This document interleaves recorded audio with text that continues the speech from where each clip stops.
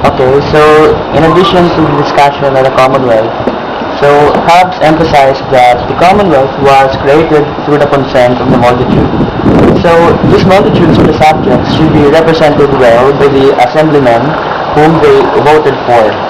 So the sovereign power conferred by the people's consent then binds the people in an agreement that they should uphold the law and they should obey it. And in addition, any act of dissension against the sovereign would result to just punishment, such as depriving the violator, for example, of their own property. And Hobbes also discussed several rights and duties that the sovereign leader possesses. First, the monarch should construct agreement with the multitude and not only with individual persons. So any agreement created by the monarch with any individual person is considered invalid or void. And secondly, since the monarch becomes sovereign with the consent of the people, none of his subjects can be freed from his subjection.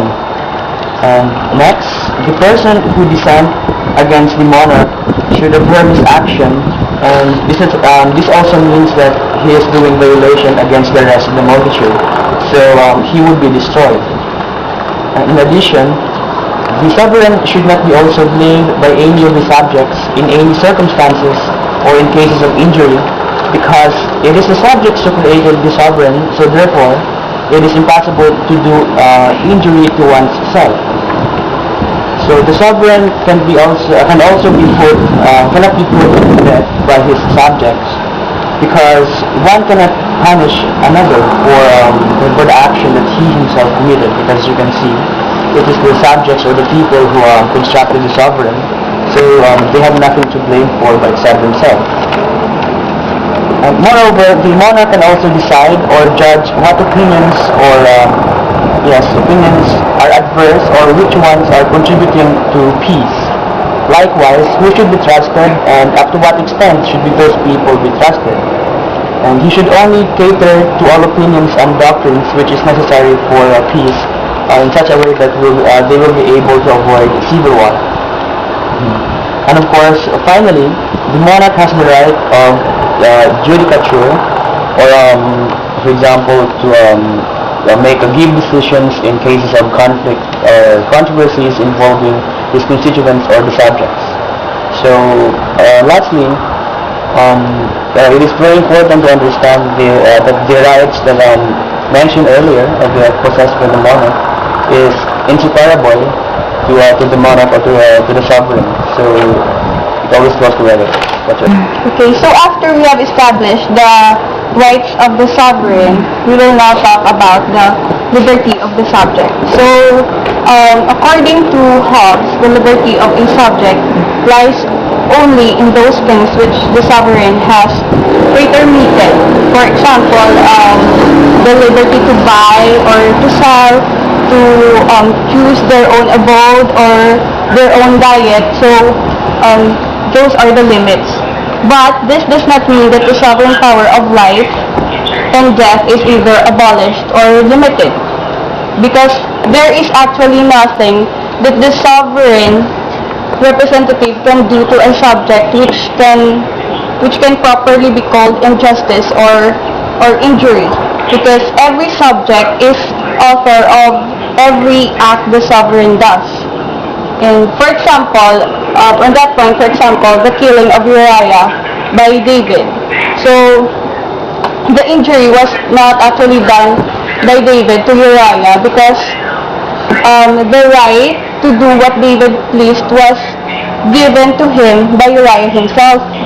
So instead, the injury was done to God, basically because David was the subject of God, and God prohibited all iniquity by the law of nature. So another way that Hobbes explained the liberty of the subject is by presenting the things which the subject can refuse to do, even though commanded by the sovereign. So these things are actually the rights or the liberties of the subject, which cannot by covenant be transferred.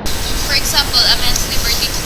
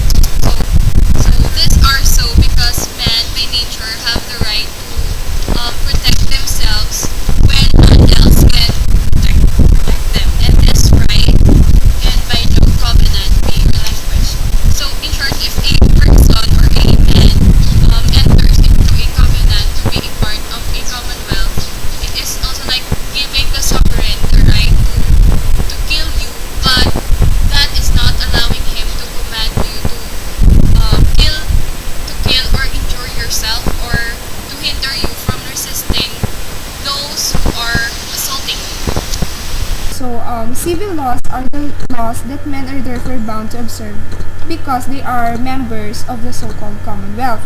They are those rules which the Commonwealth govern by word, by writing, or other sufficient sign of the will to make use of for the distinction of what is right or what is wrong.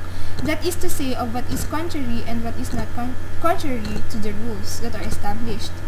Civil law are ordinances of the sovereign power and punishments to be ordained for that would establish what is equity, what is justice, and to make them binding in the differences of private men. Obedience of these laws is part of the laws of nature. Basically, civil law are written law which are made by the sovereign power. According to Hobbes, laws of nature are moral values that depend in the condition of mere nature. This law of nature or general rule found out by reason, by which a man is forbidden to do that which can be destructive to his life, or take the means of preserving or to omit that by which he thinks it may be best preserved. There are those such as principle of justice, equity, modesty, mercy, or in short, doing to others as we would be done to, or what we want others to do to you. They are not proper laws, but qualities that dispose men to means and obedience. The law of nature and civil law basically are contain each other and are of equal extent. Part of all civil laws of commonwealths of all the world. They dictate justice such as the performance of covenant or the contract and giving to every man his own. So the right of nature, which writers commonly call jus naturale, is the liberty each man have to use his own power as he will himself for the preservation of his own nature, that is to say, of his own life, and consequently of doing anything which in his own judgment and reason he shall conceive to be aptest means thereunto.